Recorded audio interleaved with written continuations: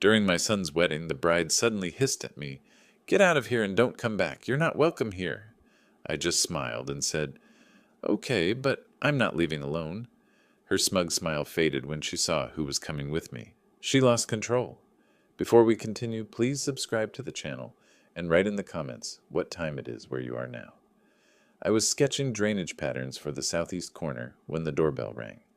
March afternoons in Portland usually meant peace. Retired life finally offering what 40 years of deadlines never did. Time to think. Time to plan gardens instead of buildings. The bell rang again. Insistent. Rufus stood on my porch, grinning like he'd won the lottery. A woman I'd never seen before stood beside him, her hand resting on his arm with practiced ease. "Dad, we're engaged!" My son's words tumbled out before I could ask them inside. "I wanted you to meet her right away." The right away struck me first. No phone call, no gradual introduction, just this sudden presentation like showing off a car he'd bought on impulse. "Come in," I managed, stepping aside. "This is unexpected." I know. Rufus practically vibrated with nervous energy as they entered. "But when you know, right?" The woman extended her hand. "Celeste Morgan, I've heard so much about you, Mr. Boyd. Rufus says you designed half the notable buildings in Portland." Her grip was firm, confident. Manicure expensive, French tips recent. "Notable is generous," I replied. "Functional is accurate. Please call me Delbert." She smiled and immediately began cataloging my entryway. Her eyes swept across the original crown molding, paused on the walnut banister, calculated dimensions with what looked like professional assessment. "This craftsmanship is extraordinary. You don't see this quality anymore." "Built in 1923, I said, watching her absorb the information like someone appraising inventory. We moved to the living room. I offered coffee, which they accepted. As I prepared it in the kitchen, I could hear Celeste asking Rufus about square footage, property lines, neighborhood development patterns. Her voice carried that smooth professionalism I recognized from years of contractor meetings, people who measured value before appreciating beauty. "So," I said, returning with the tray, "tell me how you two met." Rufus launched into the story with too much enthusiasm. Networking event. Industry connection. She was consulting for a luxury real estate firm. He was presenting on sustainable development. Their eyes met across the conference hall. Very cinematic, Celeste supplemented with precise details. "I work with high net worth clients primarily. Property portfolios, investment strategies, estate transitions." She said high net worth 3 times in 5 minutes. When I met Rufus, his passion for ethical development impressed me. So many people in our industry just chase profit. "What about your family?" I asked. "Where are they?" She deflected smoothly. "Seattle originally, but we weren't close. I prefer looking forward rather than back. Rufus has told me wonderful stories about you, though. Retired architect, widower, built this beautiful home. He clearly got his talent from you." The compliment felt rehearsed. I sipped my coffee and said nothing. "Actually," Rufus said, pulling papers from his messenger bag, "Celeste suggested something I think shows real maturity. A prenuptial agreement for transparency and mutual protection." He handed me the document like it was proof of her virtue. I put on my reading glasses slowly, buying time to process this development. The contract was thick, 20 pages of legal language. "This is thorough," I said. "My attorney drafted it," Celeste explained. "I believe in protecting both parties. Marriage is a partnership, but smart partnerships have clear terms. Don't you agree, Delbert?" I flipped through the pages. Clause 7. All family assets acquired during marriage subject to equal division. Family assets, not marital assets. Family. Clause 12. Inheritance received during marriage becomes marital property after 1 year. "Has Rufus had independent legal review?" I asked. "Dad, it's fair. Celeste wouldn't—" "I'm sure," I interrupted gently. "Just standard practice, son. Any major contract deserves 2 perspectives." Rufus looked wounded. Celeste touched his arm, redirecting his attention with subtle pressure. "Would you like to see the rest of the house?" she asked me. "I'm fascinated by this period's architecture."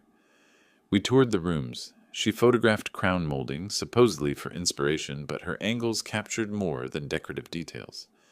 In the master bedroom, she paused by the window, overlooking the garden. Such a large house for one person, she observed. Have you considered what happens to it eventually? The question landed with calculated weight. Eventually is a long way off, I replied. Of course, she smiled. I only meant estate planning is crucial. Rufus mentioned you haven't updated your will recently. Did he? My tone cooled. That's a private matter between father and son. She backtracked with professional grace. Families should discuss these things openly. Prevents misunderstandings later. I prefer preventing misunderstandings now. Back downstairs, Rufus checked his watch. We should go. Reservation at 6. At the door, Celeste hugged me with calculated warmth. I'll take good care of him, she whispered against my shoulder, and I'm so glad we'll be family. The emphasis on family sounded possessive. After they drove away, I stood in the doorway holding the prenup. Small details accumulated in my mind like structural defects during inspection. The diamond bracelet she wore, 3 carats minimum, worth more than 6 months of consultant salary. Designer handbag. Knowledge of inheritance law exceeding casual interest. Questions about my will before questions about my favorite foods or hobbies. I walked to my study, spread the contract across my desk, and began making notes. Circled clause 12. Underlined clause 7. In the margin, I wrote one word. Why? The weeks after their visit crawled by with suffocating normalcy. Rufus called regularly, each conversation steering toward wedding plans, venues, guest lists, color schemes. I responded with appropriate enthusiasm, asked appropriate questions, played the role of supportive father. The prenuptial contract sat in my study drawer. Twice Rufus asked if I'd reviewed it thoroughly. Twice I deflected, still reading through the details. Truth was, I'd read it 17 times. Each reading revealed new concerns buried in legal language. But concerns weren't evidence. They were only instincts, and instincts don't convince sons blinded by infatuation. Mid-April arrived with unusual warmth. My former colleague, Robert Chen, called about meeting for lunch downtown. He wanted advice on retirement planning, transitioning from active practice to consulting work. I agreed. The restaurant he chose, Cascade Room, occupied a renovated warehouse in the Pearl District. I arrived 15 minutes early, my habit from decades of client meetings. The hostess seated me at a table near the window. Good natural light. I reviewed the menu, wondering if Robert would be late as usual, when movement across the restaurant caught my attention. I looked up and went completely still. Celeste sat at a corner table, partially obscured by a decorative column. A man in an expensive suit sat across from her, early 40s, dark hair, confident posture. Their body language screamed intimacy. She leaned close, her hand covering his on the table. His thumb stroked her wrist with familiar ease. My first instinct was to stand, march over, demand an explanation. My hand was halfway to pushing back my chair when 40 years of architectural discipline overrode emotion. Confront her now with what? Having lunch with someone? She'd have an explanation ready. Business meeting, old friend, innocent coincidence. I needed more than a single observation. I needed pattern. I signaled the waiter. Could I move to that table instead? I gestured toward a spot where a potted plant would provide partial concealment. Better lighting for my work papers. From my new position, I had a clear sightline they couldn't detect. I pulled out my phone, pretended to check messages, and activated the camera. Through the foliage, I photographed them. For 20 minutes, I watched with the attention to detail I'd once applied to blueprint reviews, cataloged every gesture, her fingers tracing his forearm, his hand briefly touching her cheek, the way they shared a dessert with a single fork, laughing at some private joke. When the waiter brought their check, the man paid without hesitation. Expensive bottle of wine, multiple courses visible on the bill even from my distance. They were comfortable together, practiced. This wasn't a first date or second meeting. This was an established relationship. When they prepared to leave, she kissed his cheek and lingered there, her lips near his ear. He whispered something that made her laugh, not the polite laugh she'd used in my living room, but something genuine and unguarded. They exited separately, professional caution suggesting they understood the need to hide. I waited 5 full minutes, paid my own bill quickly with cash, and followed to the parking area. The man climbed into a black Mercedes sedan. I photographed it, capturing the license plate clearly. Robert Chen arrived 20 minutes late, with profuse apologies about traffic. I barely registered our lunch conversation. My mind churned through implications, possibilities, strategies. After we finished, I drove directly to the office of Philip Torres, a journalist I'd known for 20 years through Chamber of Commerce networking. "Philip, I need a favor," I said. "A discreet one." He looked up from his computer. "Discreet usually means trouble. Information only. License plate to name." He studied my expression. "Legal trouble?" "Family trouble. I need to know who someone is before making decisions." Philip leaned back in his chair. "Remember when I needed an architect's assessment before buying that house on Thurman? You found those foundation issues. Probably saved me $50,000. I remember. Consider us even." He took the plate number I'd written down. 30 minutes and 2 phone calls later, he had the information. Daniel Kraus, real estate agent at Premier Properties Northwest. Specializes in luxury estates. Over $2 million. I searched for Daniel online while still in Philip's office. Found his professional profile with photograph. Same man from the restaurant. Match confirmed. Now I needed depth. I researched Portland private investigators that evening, selected Marcus Webb based on his specialty. Financial fraud and infidelity cases. His office occupied a modest suite downtown. Webb himself was unremarkable. Mid-40s, average build, forgettable face. Perfect for surveillance work. I explained the situation concisely. My son's fiancée, suspicious prenuptial agreement, intimate lunch with another man. I need her background investigated, particularly romantic history and financial patterns. Webb quoted his rates without emotion. $150 per hour plus expenses. "Whatever it takes," I said. "I want a comprehensive report." He asked one question. "If I find what you're afraid I'll find, what will you do?" I met his eyes steadily. "Protect my son."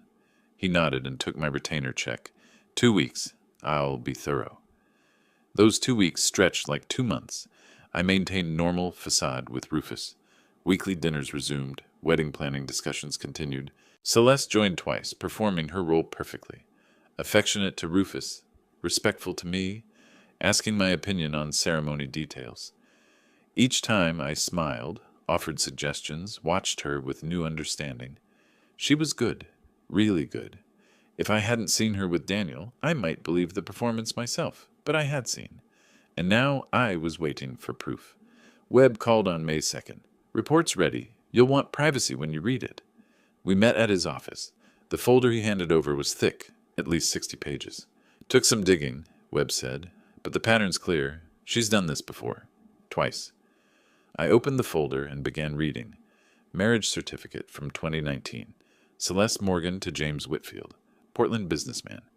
Divorce filing from 2021. Settlement, $180,000 plus vehicle. Marriage certificate from 2022. Celeste Morgan to Richard Brennan, Seattle entrepreneur. Divorce filing from 2023. Settlement, $225,000 plus property transfer. Photographic surveillance from the past 2 weeks showed Celeste meeting Daniel Kraus 6 times. Hotel receipts, restaurant bills. They'd been involved at least 8 months, longer than she'd been dating Rufus. Webb's handwritten note on the final page. She's getting better at this. I closed the folder and sat in silence, absorbing the complete picture. My son wasn't in love. He was a mark, a target, a transaction she'd been planning since before they'd met. "Recommendation?" Webb asked. "Show him this today." "Not yet," I said slowly. "If I approach this wrong, she'll convince him I'm paranoid. I need better timing, complete strategy. Don't wait too long. Wedding's what, 4 months away?" I stood, folder in hand. "I won't let it happen. Trust me on that." I left Webb's office carrying a folder that weighed nothing and everything. Downtown Portland traffic blurred past my windshield during the drive home. My mind wasn't processing stoplights or lane changes. It operated on autopilot while conscious thought circled a single question: how to stop this without destroying my relationship with Rufus in the process. At home, I spread Webb's report across the dining table. Marriage certificates, divorce decrees, financial settlements, photographic surveillance. Each document another nail in Celeste's coffin. But hammering those nails required precision. Approach Rufus too early, she'd convince him I was jealous. controlling, unable to release him to independent life. Wait too long, legal protections would activate. Timing was everything. I needed expert guidance, not an investigator's facts, but a lawyer's strategy. The next morning, I researched Portland family law attorneys online, selecting Patricia Reynolds after reading her 23 years specializing in prenuptial disputes and fraud cases. Her office occupied a renovated Victorian in Nob Hill. I called at 9 sharp, explained briefly that I needed consultation regarding a fraudulent prenuptial agreement. She had an opening at 11. Reynolds herself was a sharp-featured woman in her 50s with a direct manner suggesting no tolerance for wasted time. I presented the situation concisely, showed her Webb's report. She studied the documents with professional intensity, occasionally making notes in precise handwriting. After 20 minutes, she looked up. Oregon's Uniform Premarital Agreement Act allows voiding contracts obtained through fraud, duress, or failure to disclose. Your challenge is proving fraudulent. Intent existed before contract signing. She explained the burden of proof, pattern of behavior, financial motivation, concealment of material facts. The previous marriages help establish pattern. Her relationship with this Daniel person demonstrates ongoing deception, but you'll need testimony from prior husbands, victims willing to state she employed identical tactics. Reynolds quoted her retainer fee, $5,000 for comprehensive case preparation. I wrote the check immediately. Document everything from this point forward, she advised. Record conversations if Oregon's one-party consent law allows. It does, if you're a participant. Get your son's permission to record family discussions about wedding planning. Don't tell him why yet. I left with a legal roadmap. That afternoon, I returned to Webb's office. I need you to find her previous husbands. Both of them. I need to know if they'll talk, if they'll testify if necessary. Webb pulled out notes from his report. Kevin Morgan, first husband, lives in Seattle. Tech consultant, divorced her 3 years ago. Second husband, James Pritchard, moved to San Francisco after their divorce 2 years back. He's harder to locate. Changed jobs, possibly changed his name to escape association with the divorce. I authorized additional investigation expenses without hesitation, whatever it costs. These men are key to establishing pattern. My attorney says their testimony could void the prenuptial contract entirely. Webb accepted the assignment with a warning. Some divorce victims don't want to relive trauma. They might refuse involvement. Then I'll convince them, I said. They deserve to know she's doing it again. That evening, Rufus called about weekend brunch with Celeste. She wanted to bond more with Dad before the wedding. I seized the opportunity. Son, I've been thinking. This is a significant time in your life. Would you mind if I recorded some of our conversations? Family history project. Capturing stories, advice, memories. Something you and Celeste can look back on years from now. Rufus, touched by the sentimental notion, agreed enthusiastically. That's really thoughtful, Dad. Celeste will love that. I purchased a professional recording device the next day. Discrete model used by journalists. Voice-activated, 8-hour capacity. Tested it thoroughly. Audio quality was excellent. Oregon law permitted recording conversations where one party consented. I wasn't breaking any laws, just building an evidence foundation. I created an encrypted folder on my computer, labeled Family Archive 2025. Began a meticulous documentation system. Date, time, participants, key statements, potential legal relevance. Saturday arrived. I activated the recording device in my shirt pocket before Rufus and Celeste arrived for brunch. She entered with practiced warmth, kissed my cheek, brought expensive bakery pastries, complimented recent garden work. Over coffee, the conversation flowed naturally toward estate planning. Celeste initiated smoothly. Delbert, Rufus mentioned you haven't updated your will since his mother passed. That's 8 years. Estate law changes. Tax implications shift. Have you considered reviewing it? I played my role perfectly, slightly confused, appreciative of her concern. I suppose I should. Never been good with legal paperwork? You understand these matters? She leaned forward, eager. I work with attorneys regularly through real estate transactions. I'd be happy to recommend someone. Or we could discuss his family. Understanding everyone's situation helps with long-term planning. Family planning? I repeated carefully. You mean after you and Rufus marry? Exactly. Combined household finances, shared resources, coordinated investments. Modern families operate as economic units. Rufus chimed in, oblivious. Makes sense, Dad. Celeste has a business degree. She's better at financial strategy than either of us. I nodded slowly, playing elderly confusion. So you're suggesting what exactly?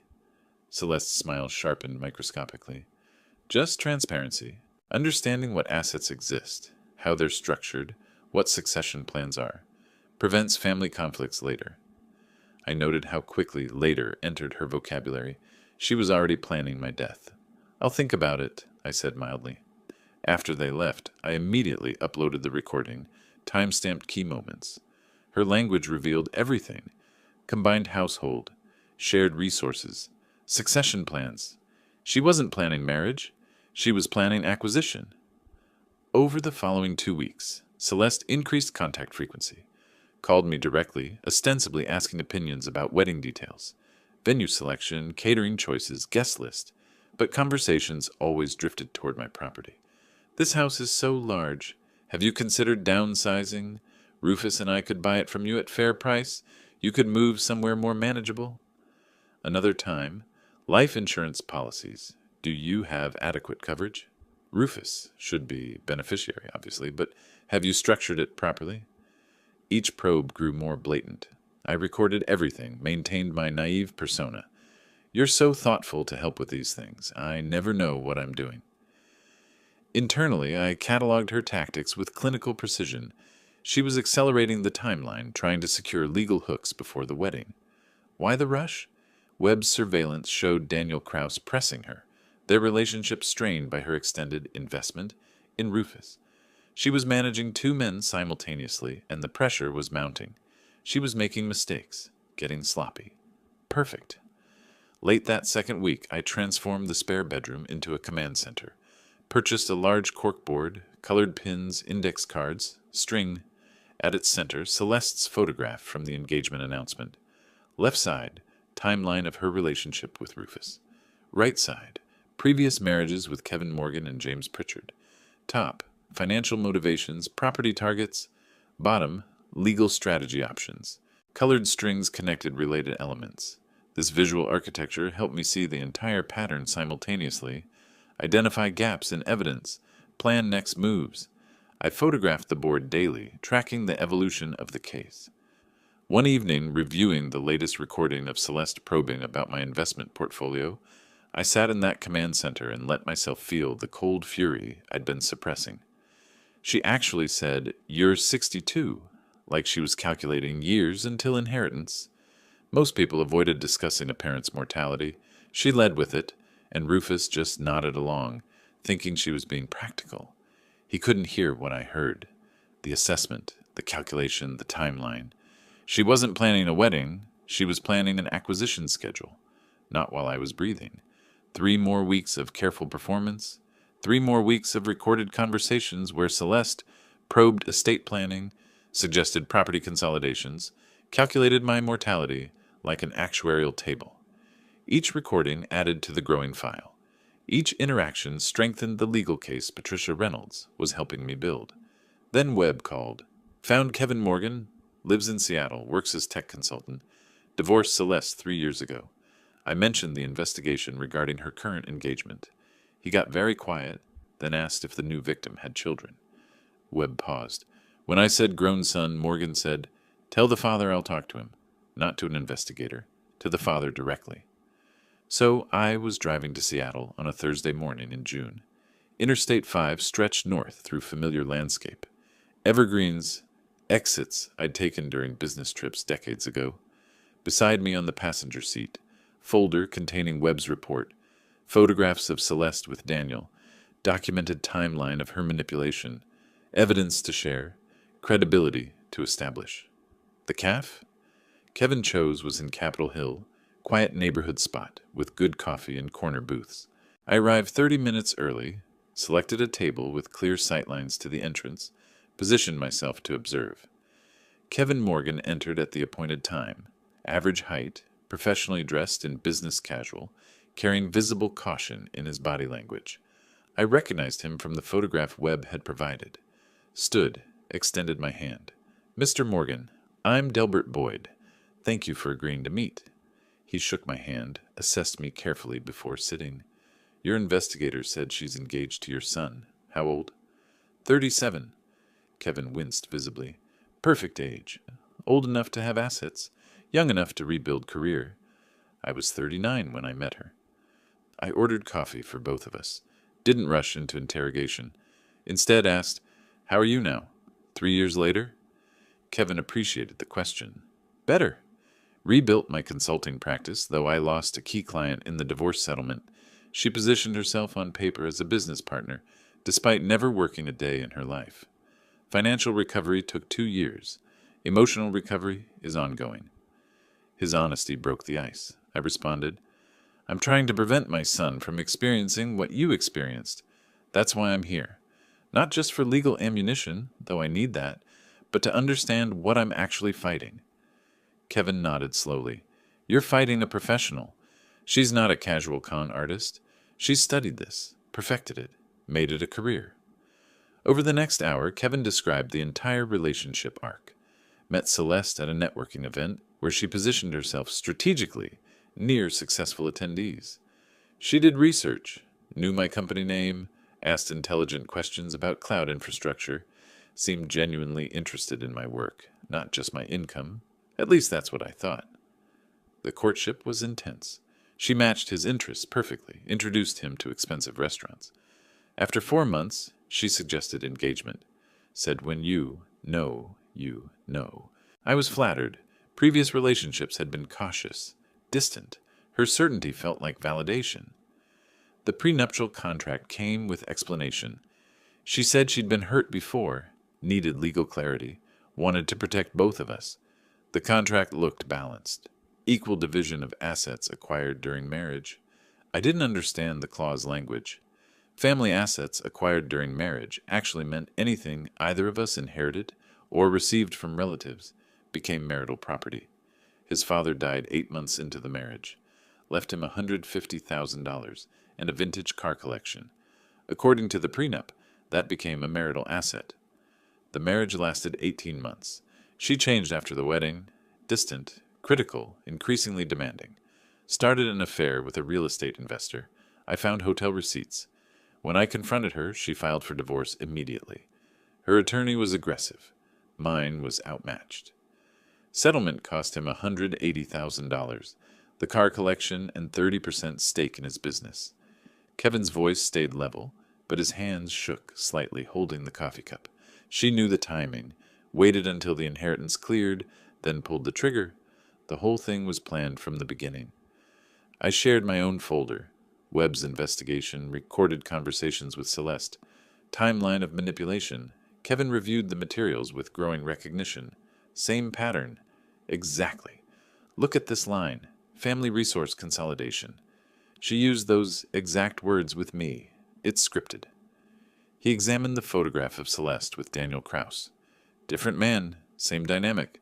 She always has a backup plan, someone to fall back on when the mark is exhausted.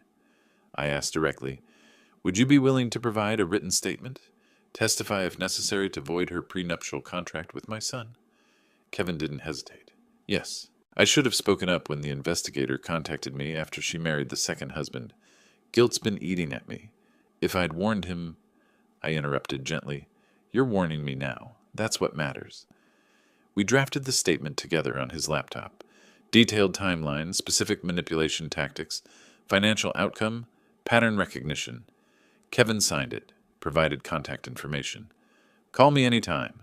Whatever you need. She shouldn't be allowed to keep doing this." As our meeting concluded, Kevin offered final insight. "Your son won't believe you at first. I wouldn't have believed anyone trying to warn me. She's that good at creating alternative reality. She'll have explanation for everything. The other man is a business associate. Previous marriages ended amicably. Your suspicions are overprotective paranoia." I acknowledge this fear. It's already happening. He's been distant, canceling our weekly dinners, making excuses. She's orchestrating it. Kevin nodded grimly. Textbook strategy. Separate target from support system, especially skeptics. Timing's crucial. You need overwhelming evidence presented at a moment he can't dismiss it, not gradual revelation, single devastating confrontation with irrefutable proof. I absorbed this advice. I'm building toward that. When I show him, it'll be the complete picture, not a fragment he can rationalize away. Kevin stood, shook my hand firmly. Save your son. I wish someone had saved me. I drove back to Portland with Kevin's signed statement secured in the folder beside me. I felt a shift in momentum. The pattern now had human testimony. The abstract became concrete. But as I crossed back into Oregon, my phone buzzed with a text from Rufus.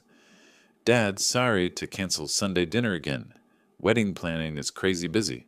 Celeste says we need to finalize the venue this weekend. Rain check? It was the third cancellation in 4 weeks. I recognized the strategy Kevin had warned about. Isolation by increments.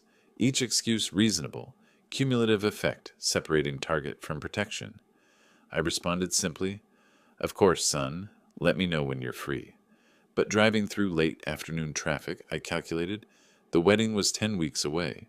Celeste was accelerating her timeline, consolidating control over Rufus. My evidence gathering was thorough, but time-consuming. The question became, could I build a complete case before the wedding, locked Rufus into a legal trap?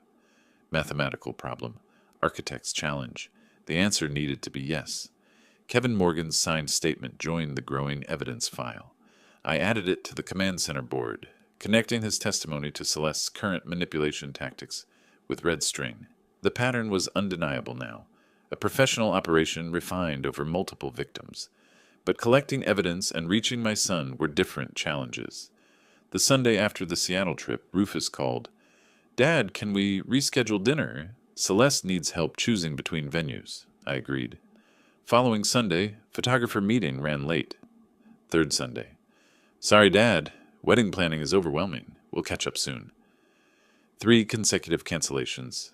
Our tradition, maintained even during his college years abroad, now abandoned. Celeste was executing exactly what Kevin had warned about. Isolation by increments. By mid-July, I understood. She'd sensed something. My performance had slipped somehow, or her instincts detected danger. Either way, she was moving to neutralize me. Wednesday evening, I was preparing dinner when the phone rang. Rufus's voice carried unfamiliar tension. Dad, we need to talk. Celeste thinks. I've been thinking about our relationship. Warning bells immediately. I kept my voice neutral. What about it? You've been distant lately. When we visit, you ask strange questions. Celeste noticed you're recording conversations. She thinks it's because you don't trust her. My mind raced. How did she know about the recordings? Did Rufus tell her about the family history project? Son, those recordings are for preserving family memories, like I explained. That's what you said, but why do you need to record everything? It feels like surveillance, like you're looking for problems that don't exist. The phrasing, looking for problems that don't exist, was definitely Celeste's language. Rufus continued, Celeste thinks maybe you're having trouble letting me go. She says parents sometimes sabotage their kids' relationships because they fear abandonment. Textbook manipulation. Reframe protective concern as selfish control. I responded carefully. I support your happiness, Rufus. Always have. Then why does Celeste feel unwelcome? Why do you interrogate her about finances and estate planning? I don't interrogate. I engage in conversations she initiates. She says you twist things, make innocent questions seem suspicious. The conversation spiraled. Rufus grew defensive. I remained measured, but felt my son slipping away. The call ended with Rufus saying, Maybe we should take a break from dinners until after the wedding? Give everyone space to breathe? I agreed. What choice did I have? But recognized this as Celeste's victory. Complete isolation achieved. The following morning, I met Reynolds at her office, explained the deteriorating relationship with Rufus, Celeste's counterattack. She listened with professional sympathy. This is expected. She's protecting her investment. Your son is an asset she's cultivated. She won't let you interfere without a fight. Can I approach him now? Show him the evidence? Reynolds shook her head firmly. Partial revelation is dangerous. You'll show him the investigation. She'll explain it away. Your father hired a detective because he's paranoid. You present the previous marriages, she says. I was young, made mistakes, learned from them. You showed Daniel Kraus photographs, she claims. Business associate. Your father's twisting innocent meetings. Every piece of evidence you reveal prematurely becomes inoculation. She builds antibodies against the truth. So I do nothing while she turns him against me? You continue building the case. We need overwhelming proof presented at a moment she cannot spin it. Wedding day itself might be ideal. Public setting, emotional stakes high, her guard lowered by perceived victory. I considered this. You're suggesting I let the wedding proceed to the brink of disaster. I'm suggesting you strike when the target is most vulnerable. Celeste expects opposition before the wedding. She's defending against that. She won't expect opposition at the wedding. Element of surprise is your advantage. That afternoon, Webb called. She met Daniel again. Downtown Marriott, room 847. Spent 3 hours there yesterday. I couldn't get inside, obviously, but I planted an audio device in the hallway near the door. Not admissible in court, but gives us intelligence. He emailed the encrypted audio file. I downloaded it, played the recording through headphones. Hotel corridor sounds, elevator dings, footsteps, muffled voices. Then a door opening, Celeste's laugh, Daniel's lower voice. The door closed, but the device captured their conversation through poor insulation. Quality was marginal, but words emerged clearly enough. 10 more weeks of this charade? 8. Wedding's August 16th. After that, timeline accelerates. And the father? He's a problem? Handled. I have isolated the son effectively. Old man can suspect whatever he wants. Rufus won't believe him now. Sound of ice and glass. Movement. You said that about Morgan's brother. He nearly derailed everything. This is different. Rufus is more malleable. No close family except father, and I've poisoned that relationship. After the wedding, the prenup activates. Give it 18 months. 18 months playing devoted wife? I've done longer. Remember the contractor? 2 years of that tedium. This one's easier. He actually believes I love him. Cruel laughter from both. I stopped the playback. Sat in silence. Hearing her voice, not the warm tone she used with me, but cold calculation with Daniel, crystallized everything. This wasn't romance gone wrong. It was premeditated fraud, and Rufus was completely blind to it. The following Sunday, I violated my own strategic patience. Drove to Rufus's apartment unannounced, hoping to catch him alone. He answered the door with surprise, bordering on irritation. "Dad, what are you doing here?" "Wanted to see you. We've barely talked in weeks." He didn't invite me inside. We talked in the doorway, awkward and stilted. I tried an indirect approach. "Son, have you had an independent attorney review the prenuptial contract?" "Why would I need that? Celeste's attorney drafted it fairly. Standard practice to have separate legal counsel." "Dad, stop. This is exactly what Celeste warned about. You're trying to undermine our relationship." "I'm trying to protect. I don't need protection. I'm 37 years old, capable of making my own decisions." I saw Celeste's purse on the entry table, realized she was inside listening, probably coached this entire exchange. "Rufus, please, just listen." "No, you listen. If you can't support this marriage, maybe you shouldn't attend the wedding. Think about that." He closed the door. I stood in the empty hallway, feeling defeat. Driving home, I understood. Reynolds was right. Partial approach failed. I needed overwhelming confrontation, not gentle persuasion. But the cost was watching my son drift into disaster while I prepared. Back home, I updated the caseboard with latest developments. Created a new section. Counterattack timeline. Documented each cancellation. Rufus's changing language. Celeste's escalating control.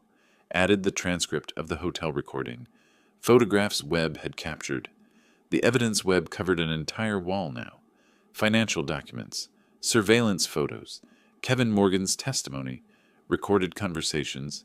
Timeline analysis. Any objective observer would see the clear pattern. But Rufus wasn't an objective observer. He was the target, the mark, the victim in progress. I stood before the board, architect analyzing complex structure. The foundation was solid. Legal framework through Reynolds, victim testimony through Kevin, surveillance evidence through Webb, documented manipulation through recordings. But timing remained the critical variable. Strike too early, the structure collapsed. Wait too long, Rufus was legally trapped.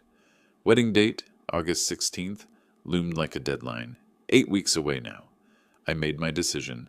Let Celeste think she'd won. Play the defeated father accepting loss.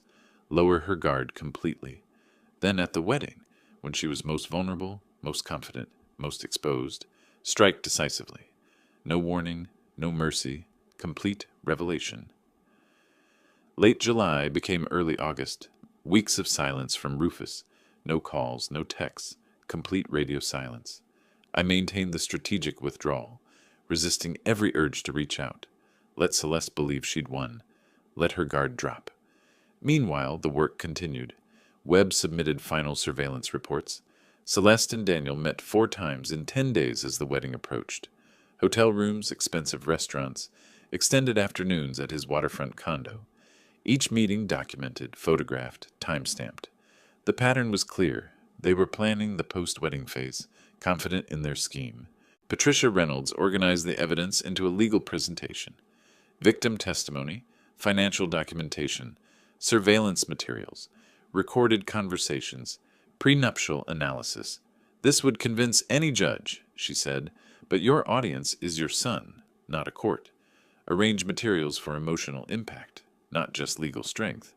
2 weeks before the wedding, I was ready. Then the phone rang. It was Wednesday evening, August 6th.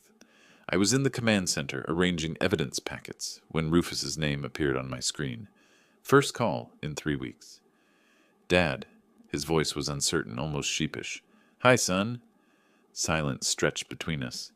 Then, wedding Saturday. I know we've had distance lately, but you're still my father. I want you there. I was careful. Does Celeste want me there? He trailed off. She thinks maybe it's not a good idea. But it's my wedding too. I'm inviting you. I appreciate that. Of course I'll attend. Really? I thought maybe you'd... I support your happiness, Rufus. Always have. More silence. I sensed he wanted to say more, couldn't quite form the words. Finally, ceremonies at 3 p.m. Brookside Country Club, reception following. You don't have to stay long if it's awkward. I'll stay as long as appropriate, I said, but I need to tell you something important at the wedding. Will you give me a few minutes of your time? Before or after the ceremony? Your choice. Important? Like what? Information you need to have. About your future. Your marriage.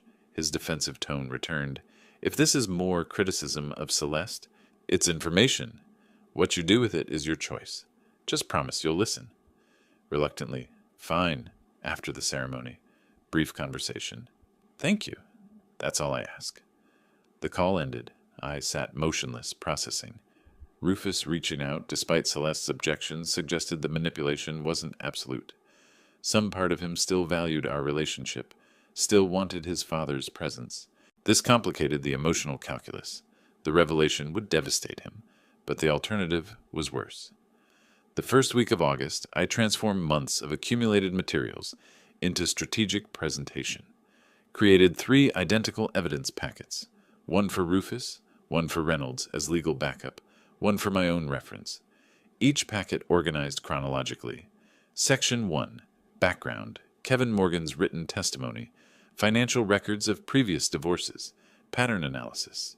Section 2, Current deception, Webb's surveillance photographs of Celeste with Daniel spanning 3 months, hotel records, timeline showing meetings throughout Rufus's courtship. Section 3, Manipulation evidence, transcripts of recorded conversations highlighting financial probing, estate planning pressure, isolation tactics.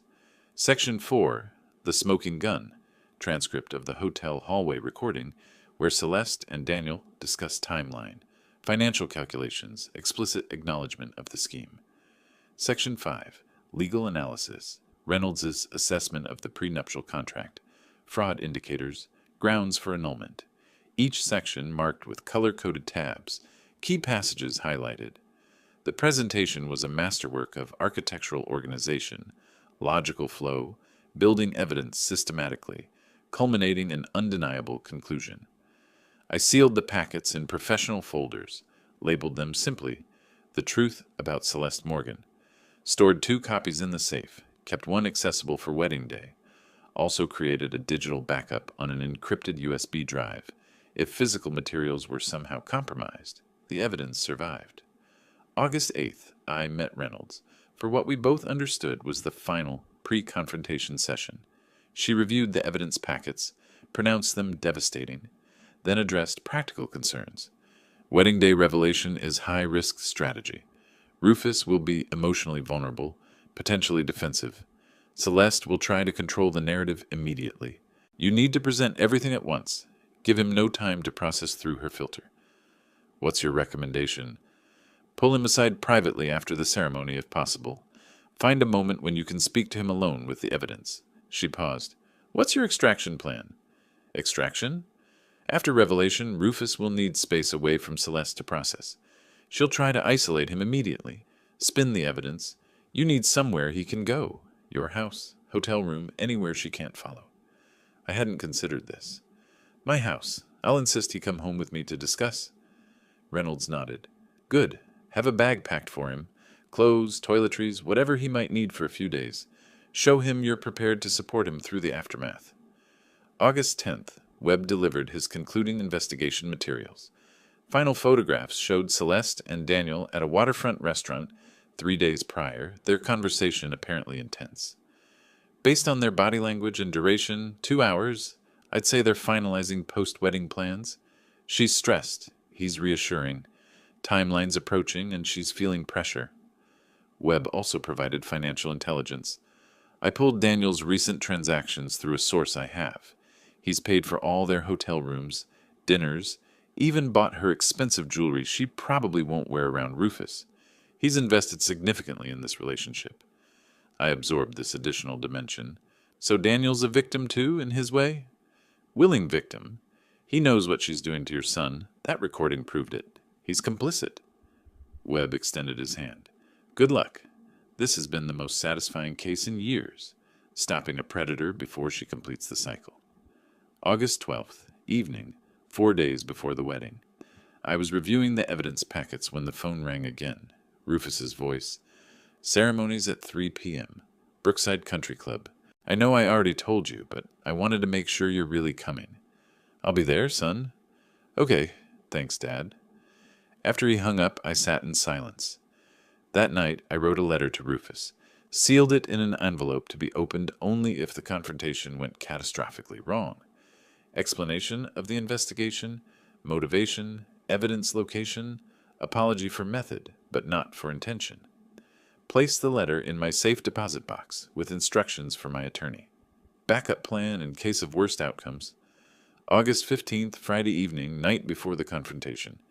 I prepared methodically, laid out my formal suit, ensured the evidence folder was ready, tested the recording device, small digital recorder that fit in my jacket pocket, reviewed key talking points for presentation, ate a light dinner, needed a calm stomach tomorrow, sat in the command center one final time, reviewing the evidence board, months of work compressed into tomorrow's minutes. I photographed the entire board with my phone, visual record of the investigation's evolution, then systematically dismantled it, filed the materials. The command center transformed back into a guest bedroom. Physical evidence removed, but psychological preparation complete. That night, sleep was elusive. I lay in darkness, mind running through scenarios. Best case, Rufus sees the truth immediately, leaves with me, cuts contact with Celeste. Worst case, Rufus believes her spin, chooses fiancé over father, proceeds with wedding. Most likely, confusion, denial, gradual acceptance over hours or days. I was prepared for all scenarios, but hoped for swift recognition. As dawn approached, I finally slept briefly, dreaming of construction sites and buildings collapsing, of foundations that held and those that failed. Woke at 6. Wedding day had arrived. Wedding morning arrived with gray Portland skies, threatening rain that never came. I dressed methodically. Formal charcoal suit, white shirt, conservative tie. The evidence folder slipped into my jacket's inner pocket. Weight barely noticeable, but presence constant. Digital recorder tested one final time. Battery full, memory clear. Voice activated function engaged. I arrived at Brookside Country Club 90 minutes before the ceremony. Wanted to observe the setup, understand venue layout, identify private spaces where post-ceremony conversation with Rufus could occur. The club occupied rolling hillside overlooking Willamette Valley, manicured lawns, vintage architecture, discreet wealth. The parking lot was already filling with expensive vehicles. Inside, controlled chaos of final preparations, florists adjusting arrangements, caterers organizing the reception hall, photographer testing lighting angles. I positioned myself strategically for the ceremony. Back row, aisle seat, clear sightline. Guests arrived in waves. Celeste's side filled quickly with well-dressed strangers. Rufus's side remained sparse, evidence of the isolation she'd engineered. I recognized few of his colleagues, no close friends. The wedding party assembled, then the processional music began. Celeste appeared at the aisle's head, objectively beautiful in an elaborate white gown that probably cost $15,000. She walked toward Rufus with practiced grace, smile radiating confidence. I activated the recording device with a subtle pocket touch. Vows were exchanged. I promised to love, honor, cherish, each word from Celeste's mouth, a documented lie. Rings placed. I now pronounce you husband and wife. Guests applauded. The couple kissed. I watched my son seal a legal trap, knowing I had perhaps 30 minutes to spring him free.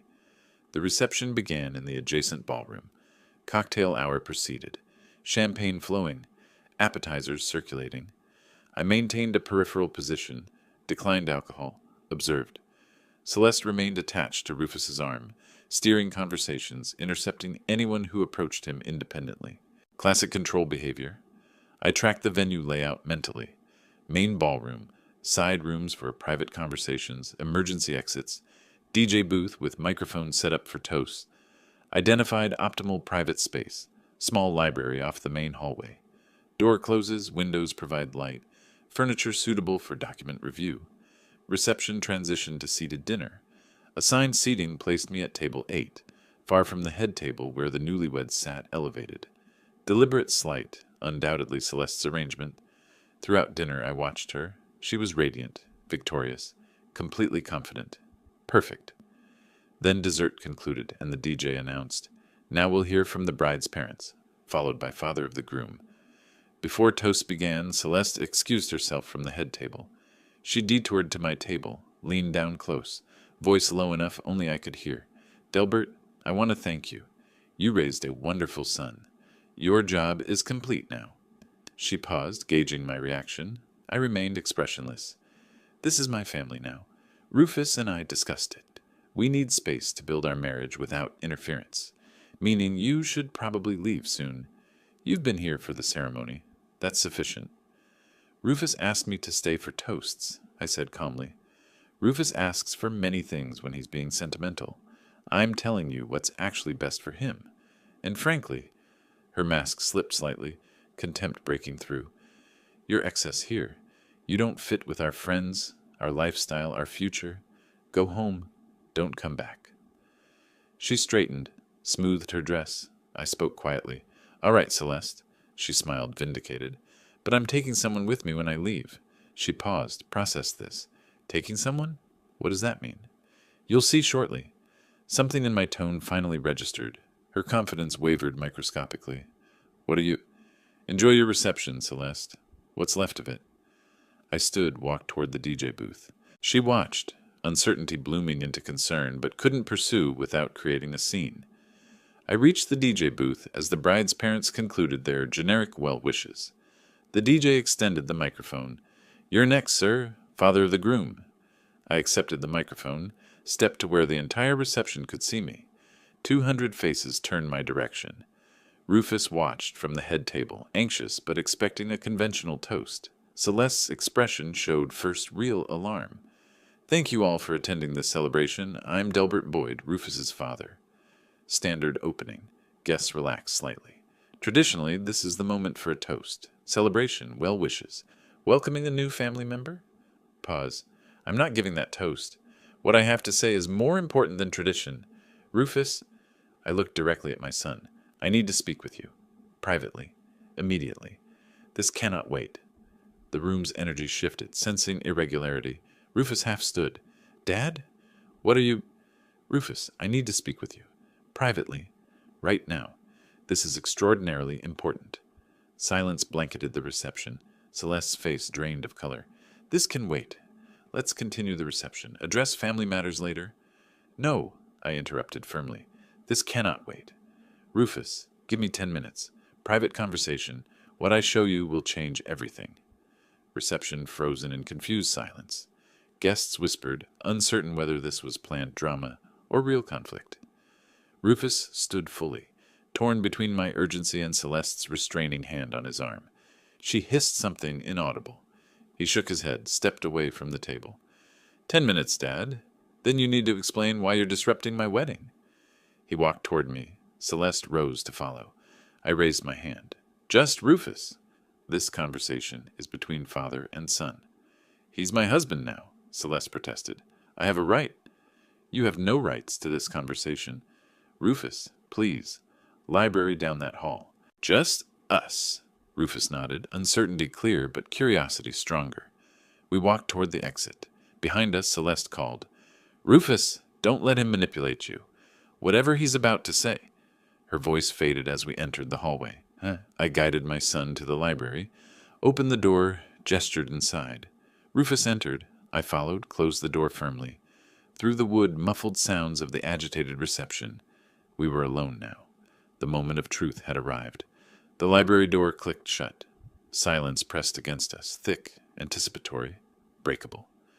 Rufus stood near the bookshelf, arms crossed defensively, jaw set, his wedding suit still perfect, boutonniere still fresh, husband for less than 3 hours. All right, he said tersely. 10 minutes. You've destroyed my wedding reception for this. Show me whatever evidence justifies that. I removed the folder from my jacket, placed it on the mahogany table centered in the room, maybe 2 inches thick, months of investigation compressed to portable form. My hands were steady. I'd spent too long preparing for this moment to tremble now. Before I open this, understand something.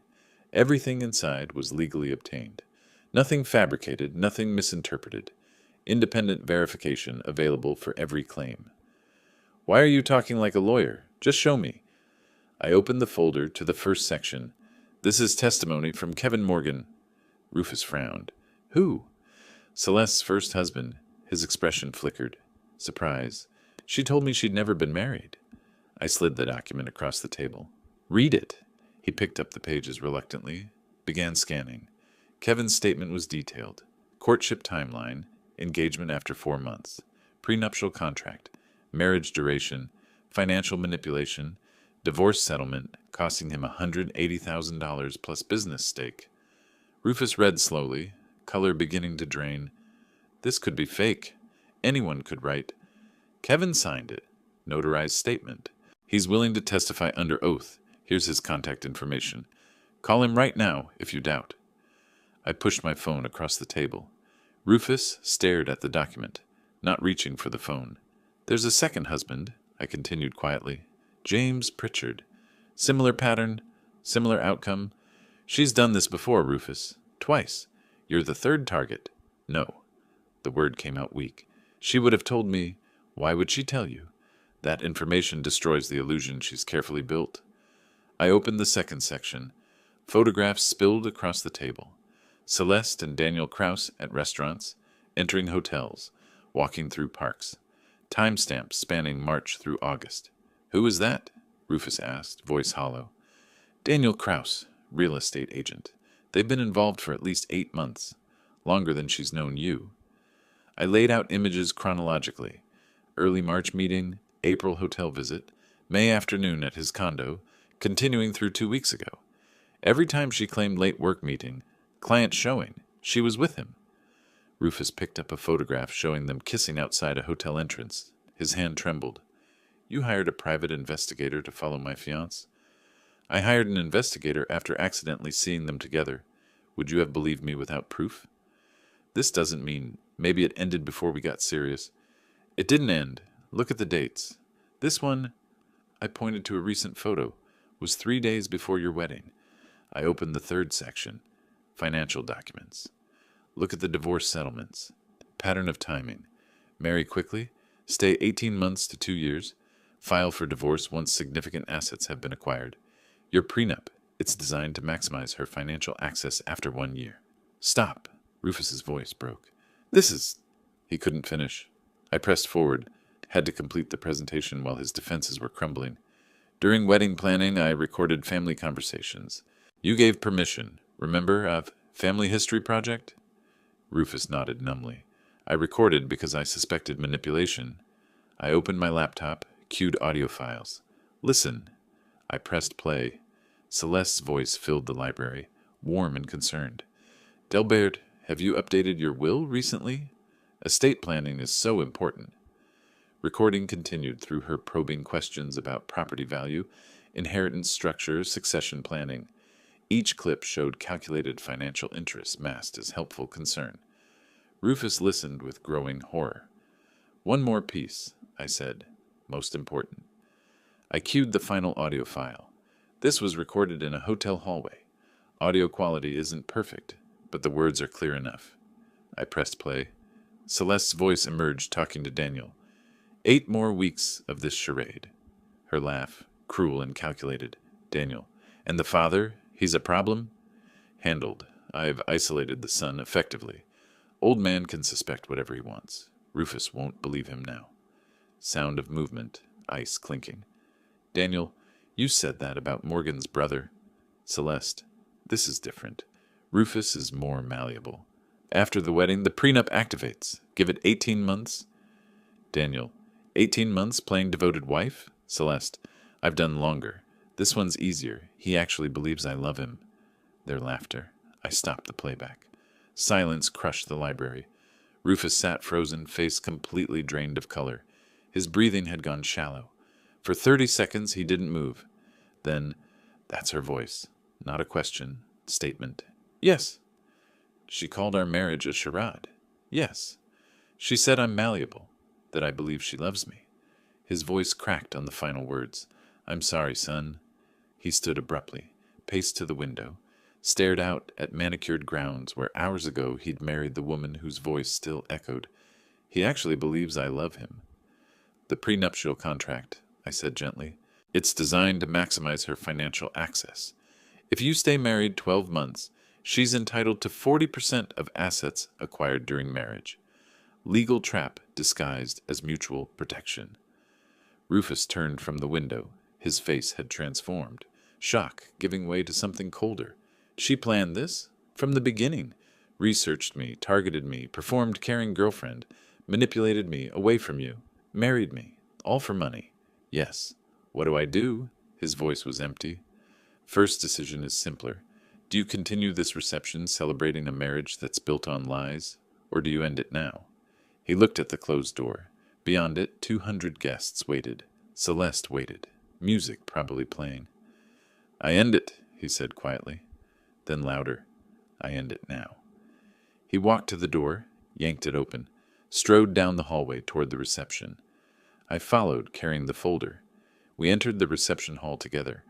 The music stopped. The DJ noticed our entrance. Conversations died as guests turned. Celeste stood from the head table, relief crossing her face, until she saw Rufus's expression. He walked directly to her, stopping 3 feet away, the entire room watching. The wedding is canceled, Rufus announced, voice carrying to every corner. Gasps rippled through the guests. Celeste's face went white. Everyone can leave. Reception is over. I apologize for the disruption, but this marriage was a mistake. Please go. He turned, walked back toward the exit. Celeste found her voice. Rufus, what did he tell you? What lies? The truth, Rufus said without turning. About Daniel. About your previous marriages. About your plans for our marriage. He's lying. He's manipulating you. Showed you fabricated evidence. Rufus stopped. Turned. I heard your voice, on recording, discussing timeline, calling me malleable, laughing about how I actually believe you love me. Her face drained further. That was taken out of context. What context makes 18 months of charade acceptable? She had no answer. Stop. Just stop, Celeste. He looked at the confused guests. Please leave. This is over. Celeste turned on me, screaming, You destroyed my wedding. I'll sue you for harassment, defamation, invasion of privacy.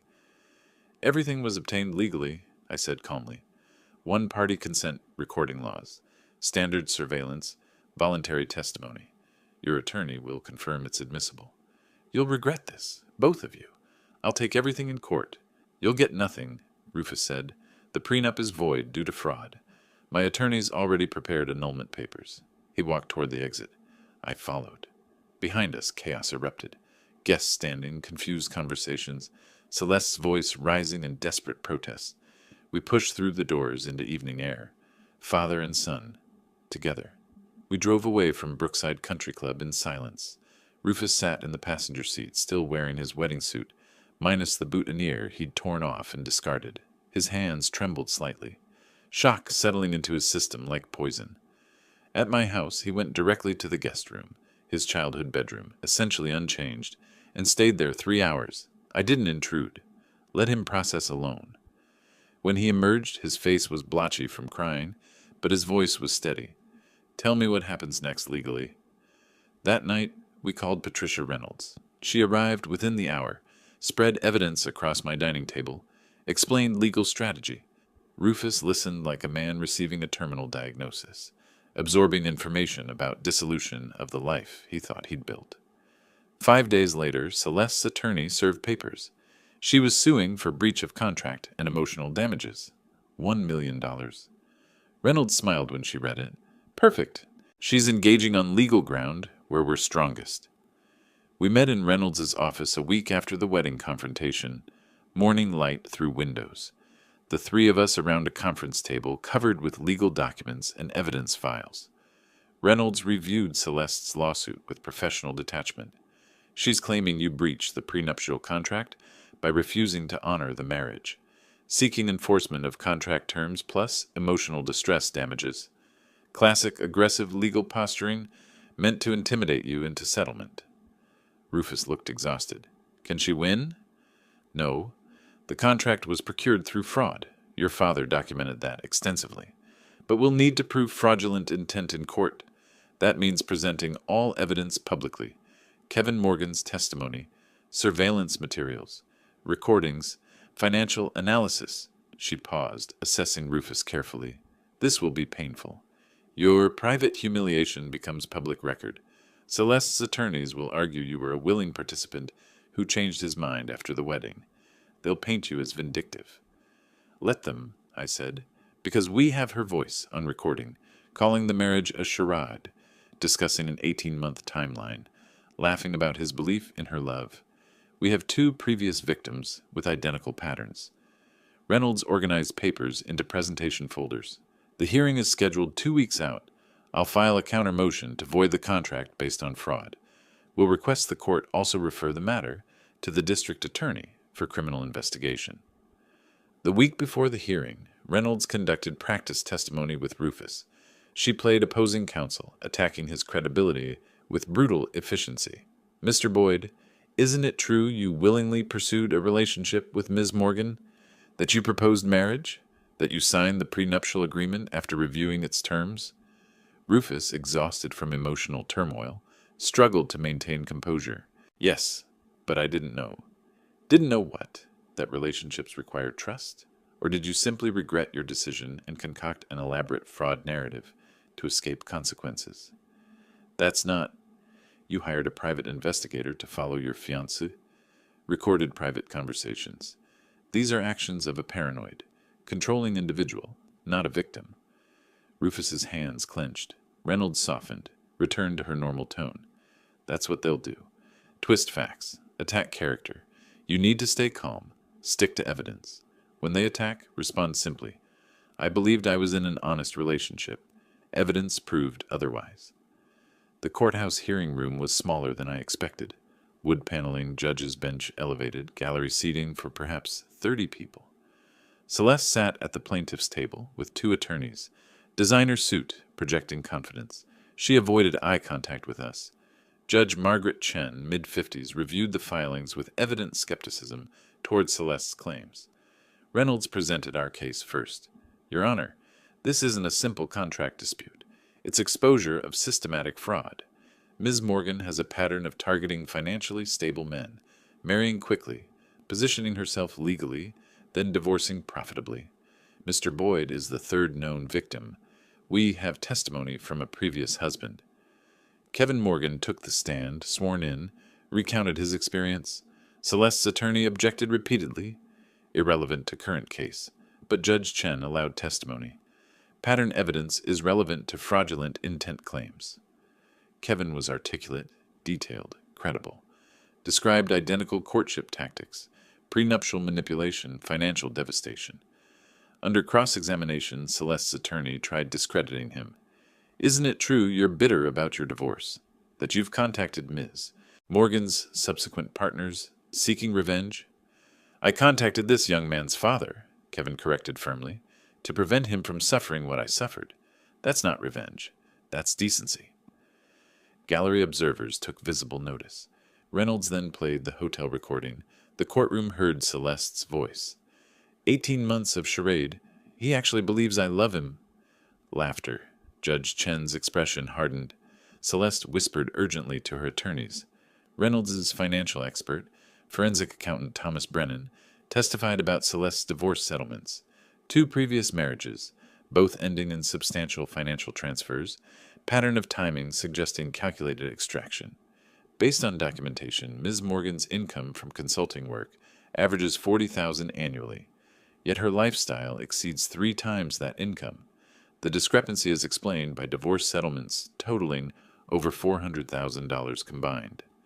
Celeste's attorneys argued circumstantial evidence, character assassination, selective presentation, but momentum had shifted decisively. Judge Chen delivered her ruling from the bench. Having reviewed evidence, including recorded admissions, testimony from a previous victim, and financial analysis, this court finds the prenuptial agreement was procured through fraudulent misrepresentation and concealment of material facts. The contract is void. Plaintiff's claims for breach and damages are dismissed with prejudice. She paused, consulting notes. Furthermore, evidence suggests potential criminal fraud. The court is referring this matter to Multnomah County District Attorney for investigation into possible charges under Oregon fraud statutes. Ms. Morgan, you should consult with criminal defense attorney. The gavel struck. Celeste's face went ashen. Her attorneys immediately requested private conference. Reynolds leaned toward us. That's complete victory. She has nothing now. Outside the courthouse, late August afternoon, sunshine felt surreal after the windowless hearing room. Reporters approached, but Reynolds deflected them professionally. Rufus stood on the steps, physically present but emotionally distant. It's over? He asked quietly. The civil case is over, I confirmed. Criminal investigation is beginning. But for you, yes, you're free. He nodded slowly, processing. I still can't believe I didn't see it. Every sign was there. She's a professional. That's the point. Making marks, not see signs. We walked to the parking structure. Reynolds followed, carrying her briefcase of legal documents. The district attorney's office will contact you both for statements. Likely they'll prosecute. Evidence is overwhelming. She'll probably accept a plea deal rather than trial. As we reached my car, my phone buzzed. Text from Webb. Daniel Kraus just posted public statement distancing himself from Celeste. Claims he was misled about nature of her relationship with Rufus. Rats fleeing sinking ship. I showed Rufus the message. He read it without expression. Then finally something like satisfaction crossed his face. Good, he said. Let everyone know what she is. We drove home together. Weeks passed. Rufus stayed in my guest room, emerging gradually from shock. First week, mostly silent. Second week, small conversations. Third week brought the apology I hadn't requested, but he needed to give. Dad, I owe you an apology, Rufus said one evening, for doubting you, for choosing her manipulation over your protection. You saw what I couldn't. I'm sorry. You trusted someone you loved, I replied. That's human nature. She exploited it professionally. You listened when it mattered. At the wedding, you gave me those 10 minutes. That took courage. How do we fix our relationship? Same way you'd fix any structure. Assess foundation, repair cracks, rebuild systematically. We resumed Sunday dinners. Simple routine, gradually rebuilding connection. Fourth Sunday, he mentioned starting therapy, counselor specializing in manipulation recovery. She's helping me identify the tactics I missed, he said. That awareness prevents repeat, I confirmed. A month later, Rufus raised finances. Wedding cost 50,000. My savings are gone. I'll loan you 50,000. 3% interest. 5-year repayment. He looked surprised. You don't have to charge interest. This is a loan, not a gift. Loans preserve responsibility. You'll repay this because you'll take ownership of recovery. He signed the agreement carefully. Thank you for treating me like an adult who made an expensive mistake. Early September, Reynolds called with updates. DA accepted Celeste's plea deal. 3 years probation, restitution, criminal record. She left Portland. License revoked, reputation destroyed. Based on your case, Reynolds added, DA found 2 additional potential victims. You stopped a serial predator. Late August afternoon, Rufus and I stood on my terrace overlooking Portland. Sunset painted the sky orange and purple. I've been thinking about trust, Rufus said. I trusted her blindly. Now I'm paranoid. Neither is healthy. Trust is important, I agreed, but verification is more important. Trust, then verify. Watch for consistency between words and actions. Celeste's words were perfect. Her actions revealed truth. Like blueprint inspection, he said, design can be beautiful, but you verify the calculations. Exactly. You're an architect's son after all. He smiled. First genuine smile in months. I'm lucky. Some people don't have a father who builds cases to save them. Some do. They just need to recognize protection when it's offered. I recognize it now. We stood in comfortable silence as the sun set, relationship healed, justice served, fresh start established. The architect's work was complete. If you like this story, please like this video, subscribe to the channel, and share your impressions of this story in the comments. To listen to the next story, click on the box on the left. Thank you for watching.